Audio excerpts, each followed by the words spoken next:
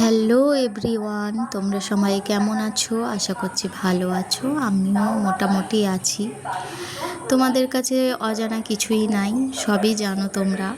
মন খুব একটা ভালো নেই, তবুও চলতে হচ্ছে, কিছু তো করার নেই, চলতে হবে, এটাই জীবন।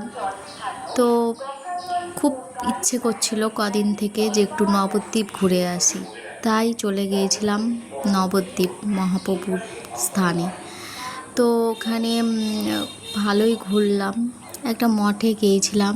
মঠটা এত সুন্দর, দেখো, খুব সুন্দর। এখানে অনেক মঠ আছে, অনেক মঠ আছে, মানে কোনটা ছেড়ে কোনটা ঢুকবো মানে ভাবাই যায় না। এত সুন্দর সুন্দর মন্দির যে দেখেও মন ভরে না, মনে হয় সারা দিন যদি এখানে পড়ে থাকি তাহলে সারা দিন পড়ে থাকবো, এত ভালো লাগে।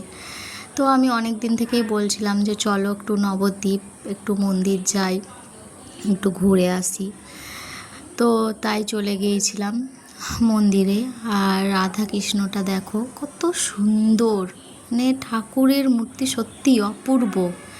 আমি তো ক্যামেরা ভালো করে করতে পারি না, তাই দেখাতে পাচ্ছিলাম না ঠিক করে। তারপরের দিনই চলে গিয়েছিলাম বজরংবলী মন্দিরে একটু পুজো দিতে। শনিবার শনিবার একটু সময় করে যাই। আমি অবশ্য বেশি যেতে পারি না, আমার বরই যায় পুজো দিতে। আমিও ওর সঙ্গে একটু গেলাম সেদিন। মনটা ভালো করছিল না, ওই জন্যেই। ঠাকুরের কাছে যাওয়া মানে তো কী বলবো, মনটা একটা আলাদাই অনুভূতি পাওয়া। তো তাই চলে গিয়েছিলাম ঠাকুরের কাছে। ঠাকুর যা করে হয়তো ভালোর জন্যে করে, জানি না আমাদের কি ভালো বুঝলো। আমার বাবা চলে গেল এত তাড়াতাড়ি আমাদেরকে ছেড়ে।